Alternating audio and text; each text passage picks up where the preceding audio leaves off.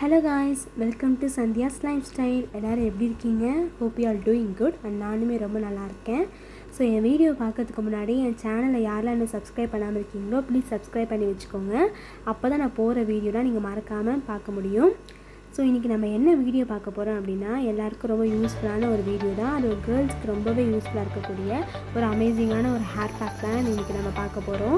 ஏன்னா கேர்ள்ஸ்க்கு அதிகமாக இருக்கக்கூடிய ப்ராப்ளமே இந்த ஹேர் ஃபால் ப்ராப்ளம் தான்.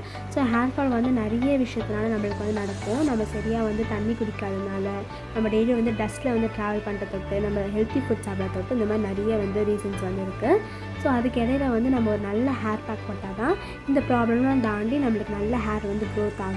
ஸோ இந்த பொருளெல்லாம் வச்சு நம்ம எப்படி ஒரு சூப்பரான ஒரு ஹேர் பேக் செய்யுது அப்படின்றது நான் உங்களுக்கு சொல்கிறேன். ஸோ வீடியோவை கடைசி வரைக்கும் ஸ்கிப் பண்ணாமல் பாருங்கள்.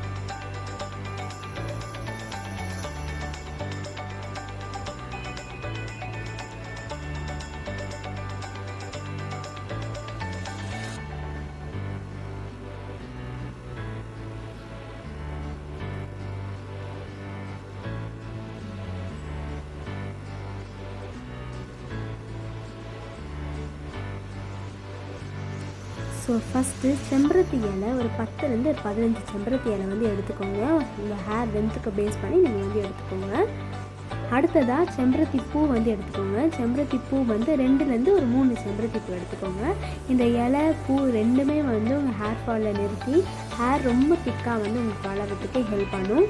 அடுத்து முருங்கைக்கீரை, கொஞ்சம் எலசான முருங்கைக்கீரையாக பார்த்து எடுத்துக்கோங்க. இதுவுமே நம்ம ஹேர் க்ரோத்துக்கு ரொம்ப ஹெல்ப் பண்ணும்.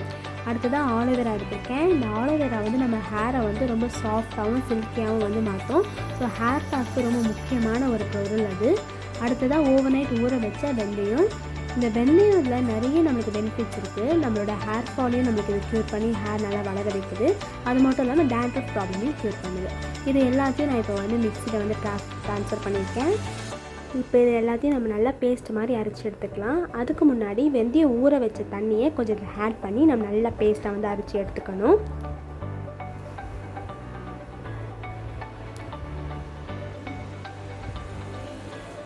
இந்த பேஸ்ட் கொஞ்சம் ரொம்ப திக்காக இருந்ததுனால நான் கொஞ்சம் கஞ்சி தண்ணி ஆட் பண்ணியிருக்கேன். உங்கள்கிட்ட கஞ்சி தண்ணி அப்போ இல்லை அப்படின்னா கூட நீங்கள் வெந்தய தண்ணி கூட அதில் நீங்கள் மிக்ஸ் பண்ணிக்கலாம். இல்லை அதுவும் இல்லை அப்படின்னா நீங்கள் சாதா வாட்டர் கூட நல்லா நீங்கள் அதை மிக்ஸ் பண்ணிக்கோங்க.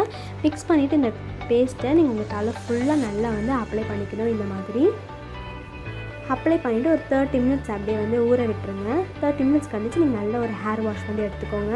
ஸோ ஹேர் வாஷ் பண்ணும்போது நீங்கள் சாதா ஷாம்பில் ஹேர் வாஷ் பண்ணாமல் அதுக்கு சீக்கிரம் டிப் ஒன்று சொல்கிறேன். கஞ்சி தண்ணியையும் வெந்தயம் ஊற வச்ச தண்ணியும் நல்லா மிக்ஸ் பண்ணிக்கிட்டு அதில் நீங்கள் என்ன ஷாம்பு யூஸ் பண்ணுறீங்களோ அந்த ஷாம்புவை அதில் மிக்ஸ் பண்ணி நீங்கள் ஹேர் வாஷ் நீங்கள் பண்ணிட்டு வாங்க. இது பண்ணும்போது உங்களுக்கு நல்ல ஒரு ரிசல்ட் கொடுக்கும். இது நீங்கள் ஹேர் பேக் போடும்போது தான் யூஸ் பண்ணணும் கிடையாது. நீங்கள் வெறும் ஹேர் வாஷ் பண்ணும்போது கூட இது நீங்கள் யூஸ் பண்ணிங்கன்னா உங்களுக்கு நல்ல ரிசல்ட் கொடுக்கும். ஸோ இப்போ இந்த ஹேர் பேக்கை நீங்கள் வாரத்துக்கு 2 வாட்டி ட்ரை பண்ணிங்கன்னா உங்கள் ஹேர் ஃபால் கொஞ்சம் கொஞ்சமாக க்யூர் ஆகி உங்கள் ஹேர் க்ரோத் ரொம்ப நல்லாவே இருக்கும். இதை கண்டிப்பாக நீங்கள் ட்ரை பண்ணி ரிசல்ட் என்னதுக்கு கமெண்ட் பண்ணுங்கள். இந்த வீடியோ உங்களுக்கு பிடிச்சிருந்தா லைக் பண்ணுங்கள், ஷேர் பண்ணுங்கள். இந்த சேனலை மறக்காமல் சப்ஸ்கிரைப் பண்ணிக்கோங்க. அடுத்த ஒரு சூப்பரான வீடியோவில் உங்களை எல்லாரையும் நான் சந்திக்கிறேன். டாட்டா, பாய்.